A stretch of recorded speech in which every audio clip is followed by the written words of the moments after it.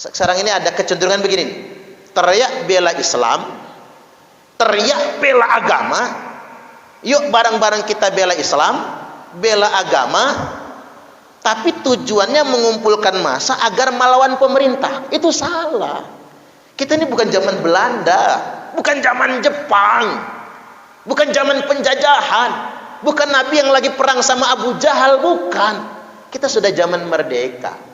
Masa merdeka kita mau dibubarkan lagi? Sudah 76 tahun kita merdeka. Saya pikir benar juga Bung Karno. Jadi maksud saya, bahasa menolong agama sekarang diperalat sedemikian rupa untuk kepentingan aktor-aktor politik dalam rangka mengadu domba antar sesama warga bangsa. Jangan.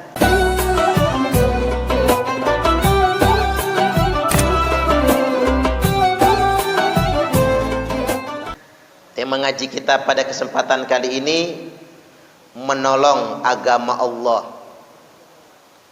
atau menolong Allah, atau bela Islam.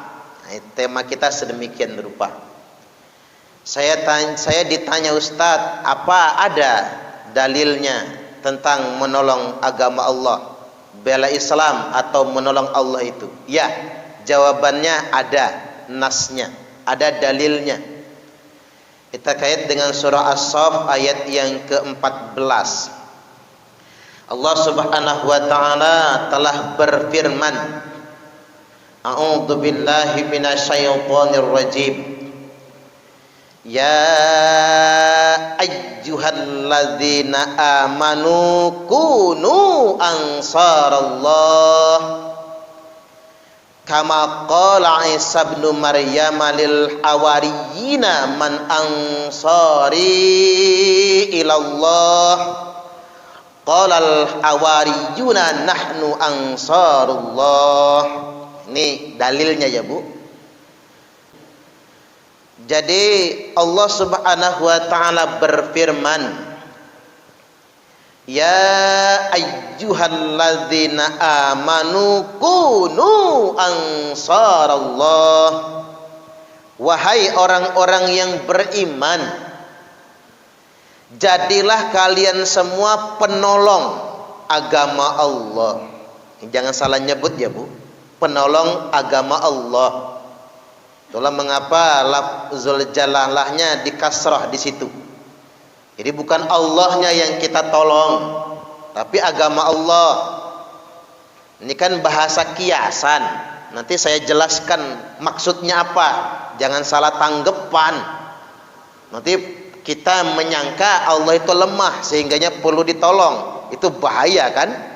Kunu ansarallah. Jadilah kalian semua penolong-penolong agama Allah. Kama qala Isa bin Maryam, sebagaimana berkata Isa bin Maryam, Isa putra Maryam, lil hawariyin, kepada pengikut-pengikut setianya. Apa kata Nabi Isa? Man ansari ilallah, siapa yang akan menolong aku untuk memperjuangkan agama Allah. Ini kata Nabi Isa Al-Masih alaihi salam.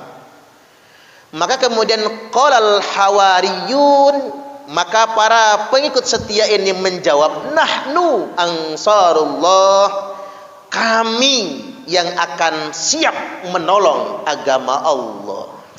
Ini keren banget bahasanya, menolong agama Allah Subhanahu wa taala. Jadi menolong agama Allah ini perintah dari Allah. Dan Allah buat perumpamaan sebagaimana tawaran dulu Nabi Isa bin Maryam menawarkan kepada umatnya, menawarkan kepada pengikut setianya, siapa yang bersedia menolong aku dalam memperjuangkan agama Allah? Kata pengikut setianya, nahnu ansarullah, kami yang akan menjadi penolong-penolong agama Allah. Memang kalau diterjemahkan harfiah bisa salah kita. Kalau sekedar harfiah menolong Allah, bahasanya jadi salah kan. Ini bahasa kiasan ibu-ibu rahimakumullah. Nah, Nabi sallallahu alaihi wasallam telah menjelaskan apa sih konkretnya menolong agama Allah itu? Apa sih implementasinya? Menolong Allah itu seperti yang disebutkan dalam ayat ini, Nabi sudah menjelaskan. Nabi menyampaikan firman Allah yang tercantum dalam hadis qudsi. Nanti pada hari kiamat, kata Nabi, Allah menyapa anak-anak Adam, menyapa kita semua. Disapa oleh Allah Ta'ala, bagaimana sapaannya? Ya bena Adam, maridtu falam ta'udni.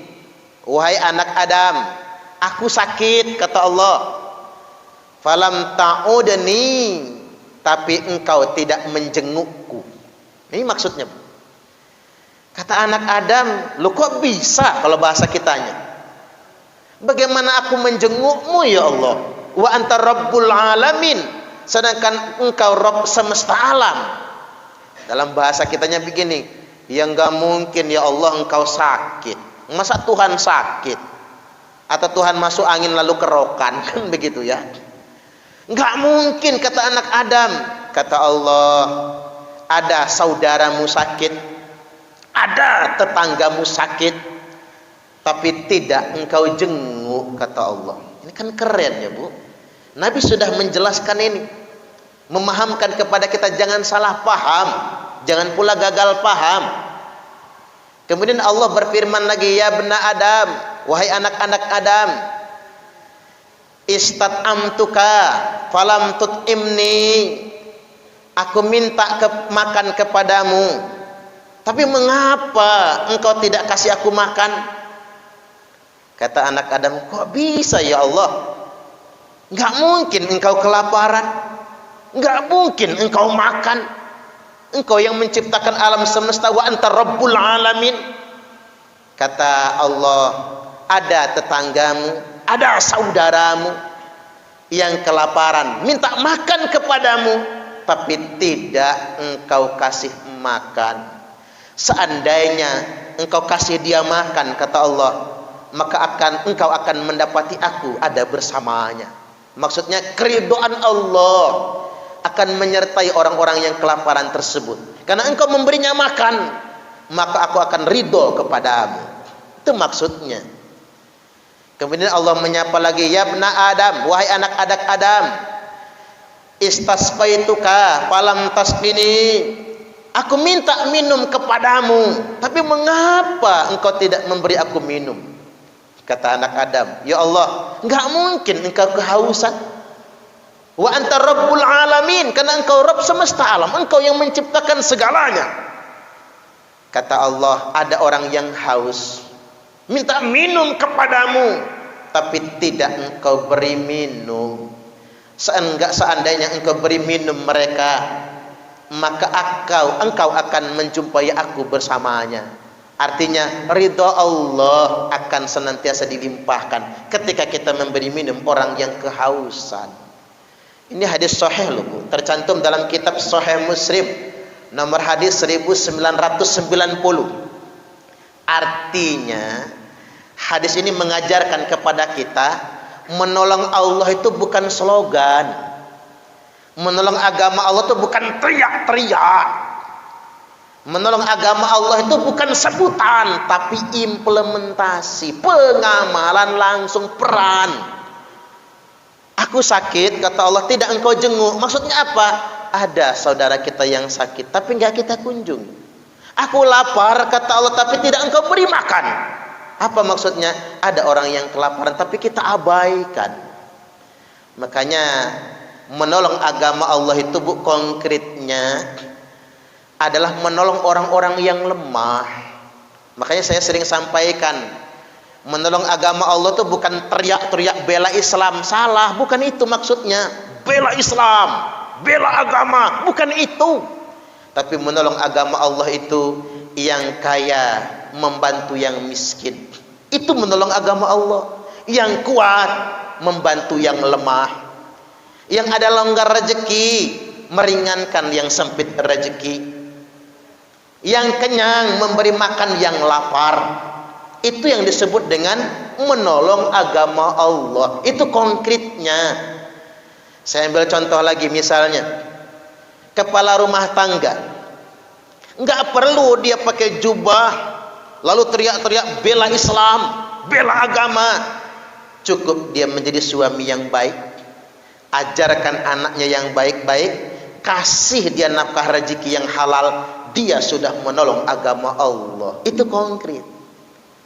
Sama dengan penegak hukum, Pak Polisi misalnya. Polisi nggak perlu teriak-teriak bela Islam, bela agama Allah. Cukup dia tegakkan ketertiban dan keamanan.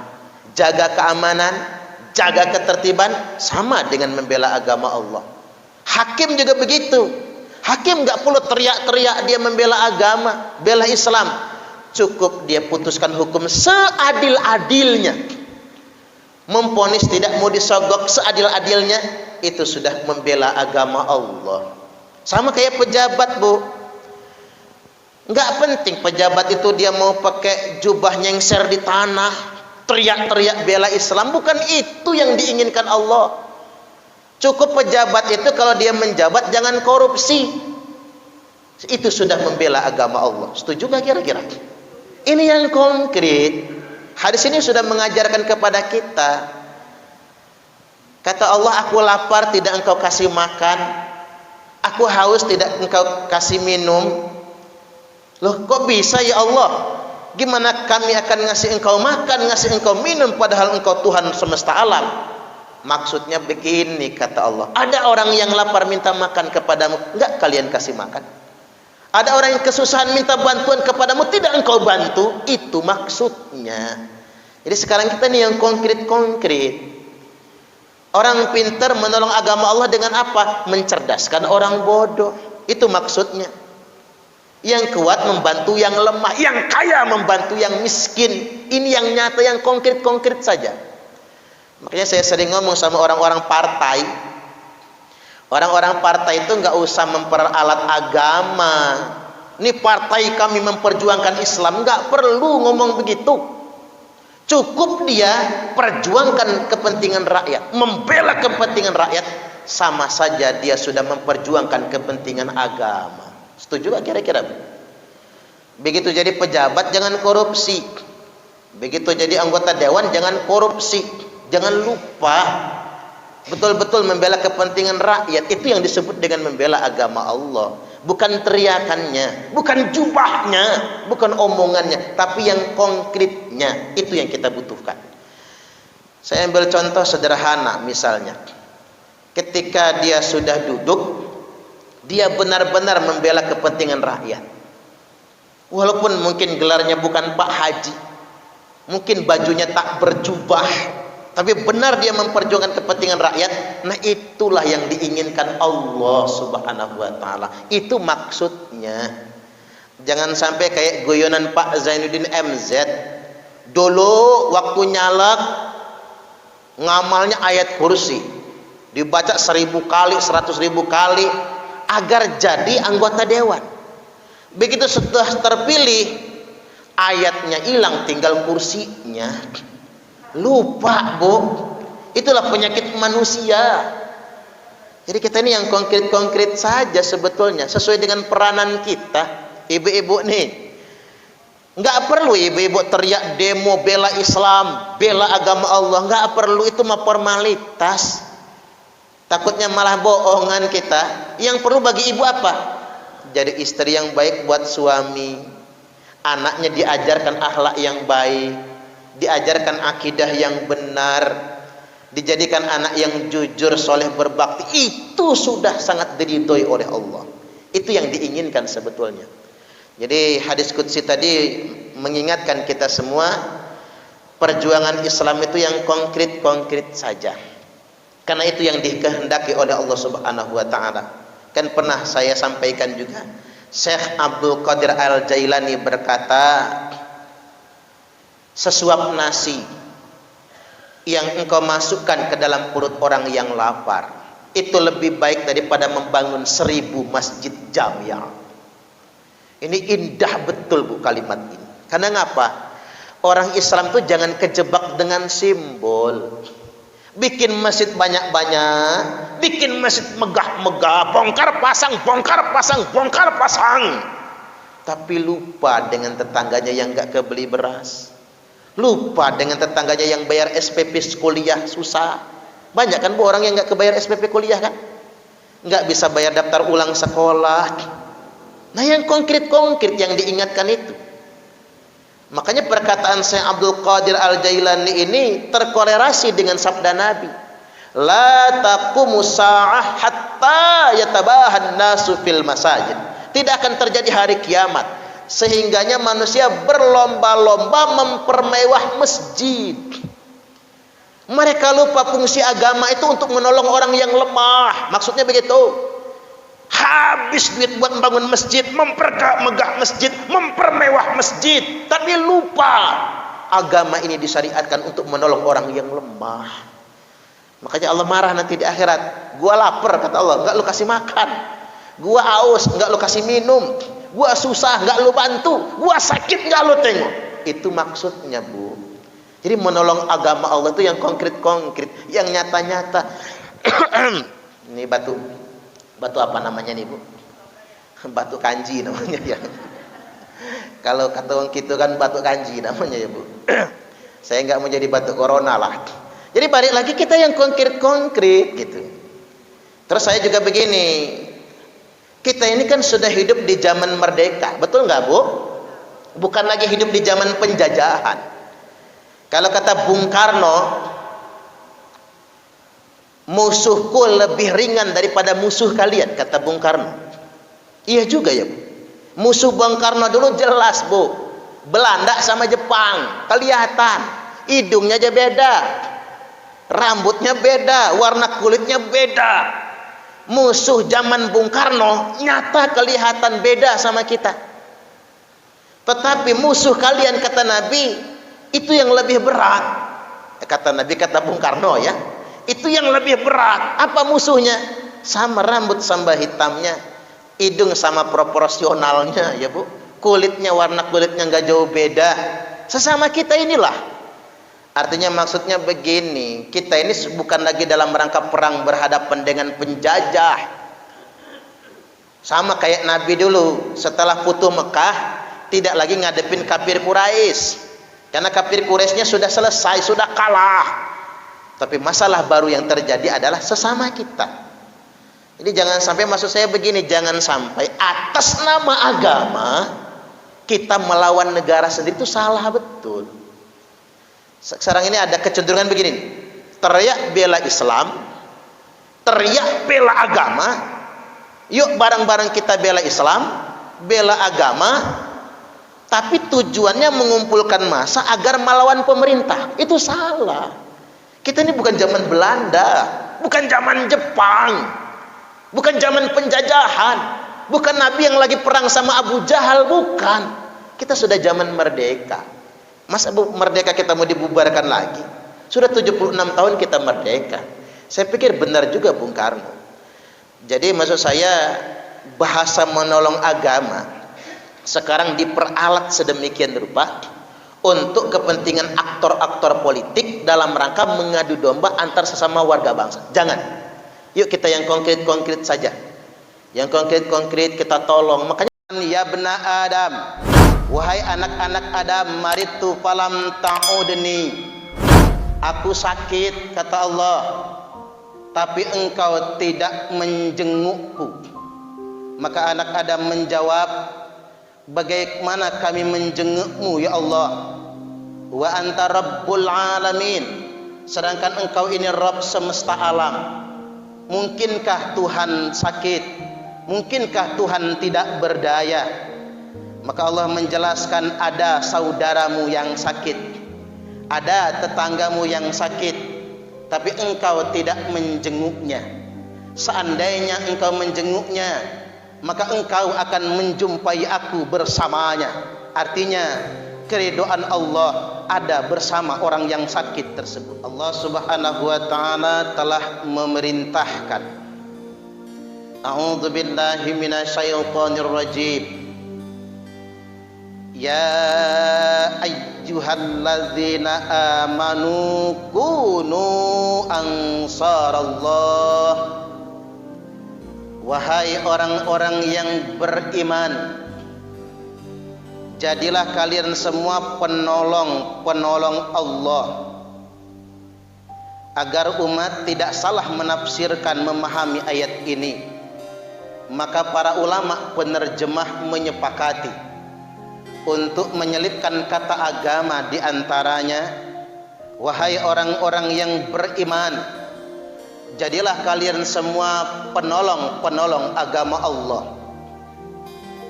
Kama qala Isa bin Maryam lil hawariyin, sebagaimana dulu pernah berkata Isa bin Maryam untuk al-hawariyun, yakni para pengikut setianya, man ansari ilallah, siapa yang mau menolong aku dalam memperjuangkan agama Allah. Qala al-hawariyuna nahnu ansarullah, maka pengikut setia itu menjawab bahwasanya kami yang siap menolong agama Allah. Surah As-Saff ayat yang ke-14. Juga disebutkan dalam ayat yang lain surah Muhammad ayat yang ke-7. Ya ayyuhalladzina amanu in tansurullaha yansurkum wa yuthabbit aqdamakum. Wahai orang-orang yang beriman, jika kalian semua menolong Allah, yang surkum, maka sebaliknya Allah senantiasa akan menolong kalian. Wa yuthabbit aqdamakum, dan Allah akan meneguhkan kedudukan kalian semua. Jamaah Jum'ah rahimakumullah, menolong di sini bukan bahasa harfiah. Menolong di sini bukan bahasa argumentatif. Tapi menolong di sini adalah implementasi perbuatan nyata. Nabi sallallahu alaihi wasallam telah menafsirkan, menjelaskan kepada kita maksud dari ayat-ayat ini, yakni beliau menyampaikan hadis qudsi. Nanti pada hari kiamat, kata Nabi, Allah akan berbicara dengan semua anak cucu Adam, yakni kita semua, umat awal zaman hingga umat akhir zaman. Allah Ta'ala berfirman, ya bna Adam, wahai anak-anak Adam, maritu falam ta'udni, aku sakit, kata Allah, tapi engkau tidak menjengukku. Maka anak Adam menjawab, bagaimana kami menjengukmu ya Allah? Wa anta rabbul alamin, sedangkan engkau ini Rabb semesta alam. Mungkinkah Tuhan sakit? Mungkinkah Tuhan tidak berdaya? Maka Allah menjelaskan, ada saudaramu yang sakit, ada tetanggamu yang sakit, tapi engkau tidak menjenguknya. Seandainya engkau menjenguknya, maka engkau akan menjumpai aku bersamanya. Artinya keridhaan Allah ada bersama orang yang sakit tersebut. Ya bna Adam, istat'amtuka falam tut'imni, kata Allah, wahai anak Adam, aku lapar, aku minta makan kepadamu, tapi engkau tidak memberi aku makan. Kata anak Adam, bagaimana engkau bisa lapar? Bagaimana aku bisa memberimu makan? Wa anta rabbul alamin, sedangkan engkau Rabb semesta alam. Maka Allah menjawab, ada tetanggamu, ada saudaramu yang kelaparan dan kesusahan, tapi engkau tidak berbagi dengannya. Seandainya engkau memberinya makan, niscaya engkau akan menjumpai aku bersamanya. Kemudian yang berikutnya, ya bna Adam, istasqaituka falam tasqini, aku minta minum kepadamu, tapi engkau tidak memberi minum kepadaku. Bagaimana aku memberi minum kepadamu ya Allah, kata anak Adam, sedangkan engkau Rabbul Alamin. Ada yang kesusahan, ada yang minta minum, tapi tidak engkau beri minum. Orang bijak berkata, Tuhan itu membersamai orang-orang yang lemah. Kendati pun kita mesti mengerti dengan bahasa yang lebih tepat. Artinya jamaah Jum'ah rahimakumullah, implementasi menolong Allah itu bukan dengan slogan, bahkan bukan dengan demonstrasi, bahkan bukan dengan marah-marah, bahkan bukan dengan mengadu domba, tapi implementasi menolong Allah adalah menolong orang-orang yang lemah. Implementasi menolong agama Allah adalah hadirnya kita menolong orang-orang yang tidak mampu. Katanya kita saudara, katanya kita sebangsa. Inilah cara yang paling konkret, cara kita menolong Allah, menolong agama Allah. Sampai-sampai Nabi mengingatkan, la taqumus sa'atu hatta yatabahan nasu fil masajid. Nanti kata Nabi, tidak akan terjadi hari kiamat sehingganya umatku berlomba-lomba mempermewah masjid, berlomba-lomba membangun masjid. Coba kita berhitung di Bandar Lampung ini ada hampir 1000 jumlah masjid. Bahkan kadang-kadang saking ambisiusnya kita membangun masjid, satu RT satu masjid. Umatku kata Nabi berlomba-lomba mempermewahnya. Masjid bongkar pasang. Padahal membangun masjid itu mahal sekali, tapi kita abai. Ada tetangga masjid yang tidak bisa bayar sekolah, ada tetangga masjid yang tidak mampu bayar daftar ulang kuliah, ada tetangga masjid yang tidak mampu beli beras, ada tetangga masjid yang dalam keadaan kelaparan. Syekh Abdul Qadir Al-Jailani berkata, sesuap nasi yang engkau masukkan ke dalam perut orang yang lapar itu lebih baik daripada membangun 1000 masjid jamiah. Khatib ulangi lagi, Syekh Abdul Qadir Al-Jailani berkata, sesuap nasi yang engkau masukkan ke dalam perut orang yang lapar itu lebih baik daripada membangun 1000 masjid jamiah. Karena ketika kita membangun masjid jamiah yang megah dan mewah, orang paling akan memuji kemewahannya. Tetapi ketika kita membantu orang yang lapar, maka tak henti-hentinya dia memuji-muji Allah sebab kita berbagi kepadanya.